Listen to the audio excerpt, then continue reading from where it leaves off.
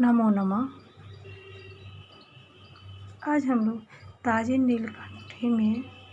नीलकंठी में जो उत्तमाधम कंबुल योग यदि लग्नेश तथा कार्यस ये दोनों अपनी नीच शत्रु की राशि रहते हुए परस्पर मुत्सशील योग करेंगे तथा चंद्रमा अपने घर और अपने उच्च स्वर में प्राप्त होकर लग्नेश तथा कार्यस योग करें। लग्नेश तथा कार्यस इनमें से किसी एक के साथ इस साल करेंगे तो उत्तमाधम कबूल कहता है, क्योंकि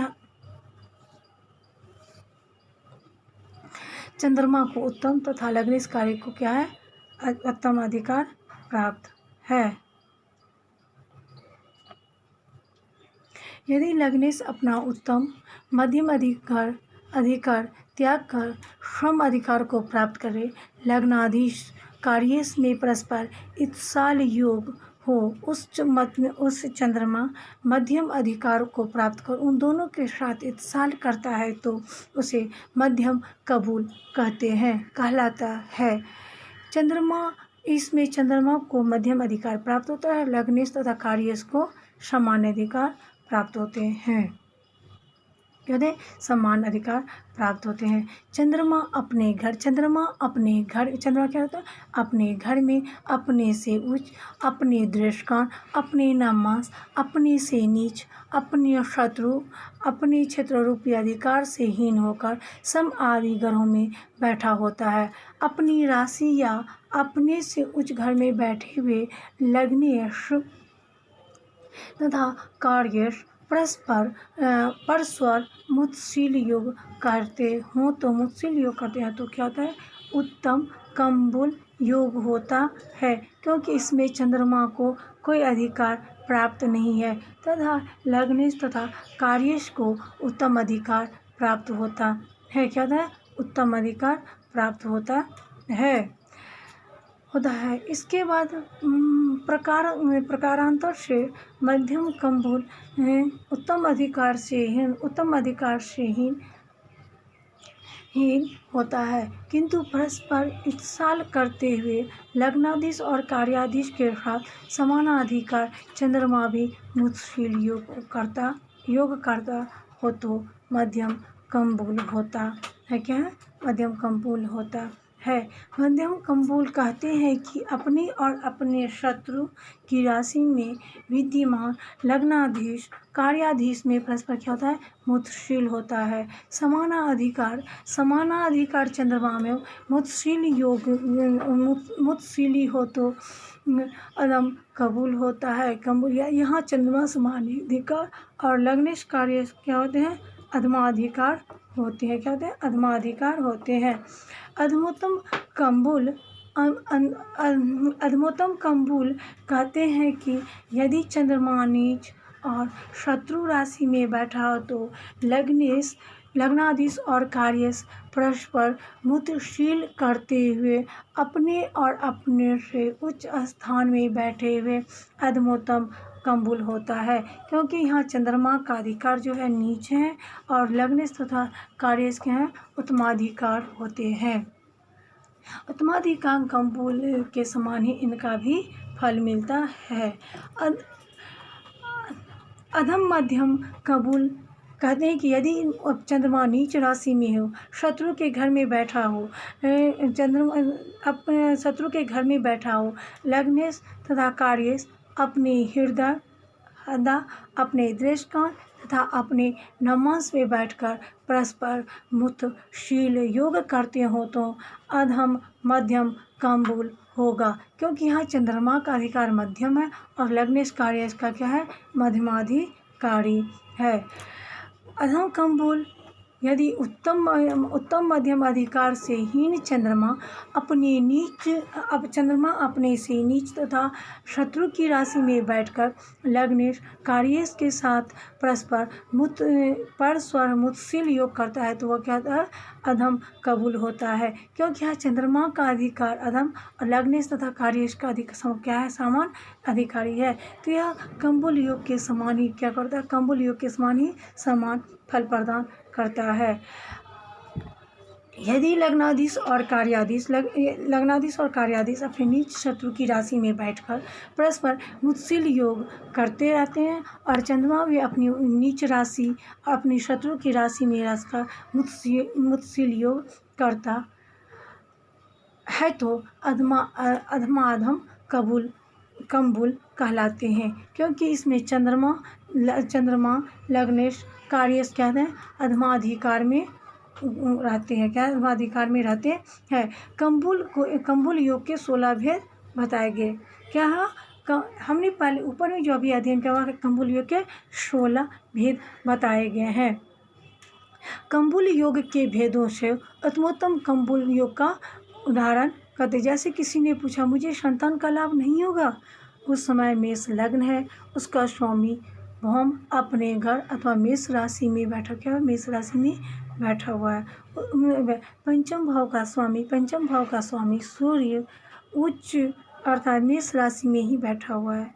यहाँ लग्नेश और कार्येश परस्पर मुत्सिल योग करते हैं। चंद्रमा उच्च यानी वृक राशि या कर्क अपने घर में बैठा है, तो इसलिए लग्नेश तथा कार्येश मध्य में बैठा हुआ चंद्रमा क्या मुत्सिल योग कर रहा है, इसलिए उसे उत्तमोत्तम कम्बुल योग कहलाएंगे। प्रश्नकर्ता की वांछा सिद्धि अवश्य होगी। क्या होगी? वांछा सिद्धि अवश्य होगी। अधमाधम कम्बुल योग का उदाहरण यह है कि मुझे पुत्र लाभ होगा। उस समय धन लग्न है, अर्थात लग्नेश बृहस्पति नीच तथा मकर राशि में है। क्या है? नीच मकर राशि में है। पुत्र भाव का स्वामी भौम नीच अर्थात कर्क राशि में बैठा हुआ। चंद्रमा नीच राशि यानी वृश्चिक राशि में बैठा हुआ है। इसका परस्पर मुत्सिल योग होने से अधमाधम कम्बुल योग होगा। यह वांछित कार्य का विध्वंस करने वाला और दुखदायक है। क्या है? दुखदायक है। आदिम और अंतिम कुंभलोक्त के समान ही कम्बुलों की कल्पना करने का निर्देश देते हैं। इसी प्रकार कम्बुलों के अन्य भेदों का उदाहरण हमें समझने का प्रयास करना चाहिए। अन्य कम्बुलों का लक्षण सुस्पष्ट है।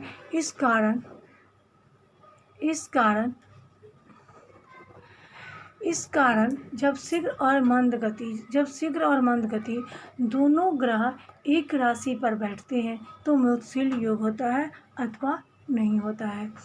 यदि चंद्रमा मेष राशि पर हो, मेष राशि पर शनि बैठा हो, तो जो मुत्सिल योग होकर कम्बुल योग होगा वो मध्यमाधम संज्ञक कम्बुल क्या होगा? मध्यमाधम कम्बुल होगा, क्योंकि यहाँ शीघ्र और मंद गति दोनों प्रकार के ग्रह एक ही राशि में बैठे हुए रहे। जब शीघ्र और मंद गति ग्रह एक राशि में होता है तो मुत्सिल आदि योग होता है। क्या है? मुत्सिल आदि योग होता है। लग्नाधीश और कार्याधीश में इनमें से कोई एक भी ग्रह यदि अपनी नीच राशि में पाया गया, नीच राशि में हुआ, तो अपने से नीच राशि में गए किसी तरह ग्रह के साथ इत्साल करता हुआ वह काम बिगड़ जाता है। लग्नाधीश और कार्याधीश के एक स्थान पर होने की बात कहीं नहीं कही गई है। यदि लग्नेश और कार्येश परस्पर वैर है, कलह है, तो इन दोनों का इत्साल हो जाएगा। क्या होगा? इत्साल हो जाएगा, तब भी काम बिगड़ जाता है। यदि लग्नेश और कार्येश एक राशि पर जाए तो क्या होगा? इत्साल हो जाएगा। क्या एक राशि पर पड़ जाए तो इत्साल हो जाएगा। केवल सिद्धांत ग्रंथों के आधार पर ही हम लोगों को कोई काम करना चाहिए। लग्नेश और कार्येश की स्थिति होने से इत्साल नहीं हो सकता। क्या होता है? इत्साल नहीं हो सकता है। कम्बुल योग के अन्य बात यह है कि फल उत्पत्ति यह है कि जब लग्नेश तथा कार्येश समान अधिकार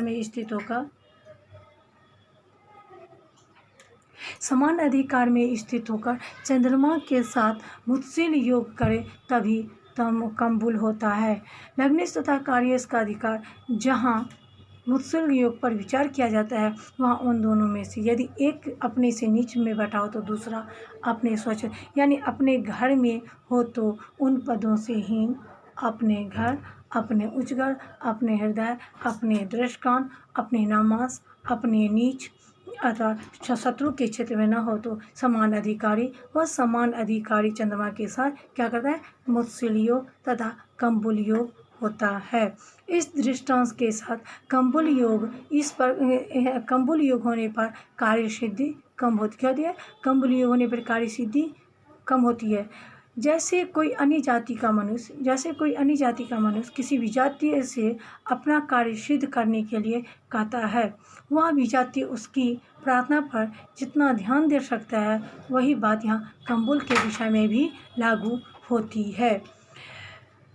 हाँ, लोक में जैसे कोई सजाती अपने किसी सजाती से किसी बात के लिए विनय करता है, विनम्र करता है, कभी कभी वह सजा बहुत कुछ दे डालता है, उसी प्रकार यह कम्बुल योग भी कभी कभी अच्छा फल दे जाता है। क्या होता है, अच्छा फल देता है। गैर कम्बुल, गैरी कम्बुल, गैर कम्बुल जो है वह शून्य मार्ग गामी है। क्या है वह, शून्य मार्ग गामी ग्रह है। जिस ग्रह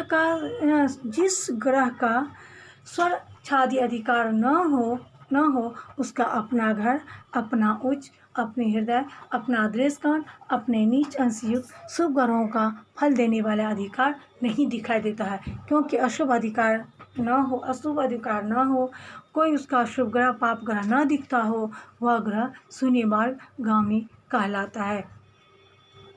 क्योंकि यह गैर कम्बुल योग कहलाता है। गैर कम्बुल योग ही शून्य मार्ग गामी है।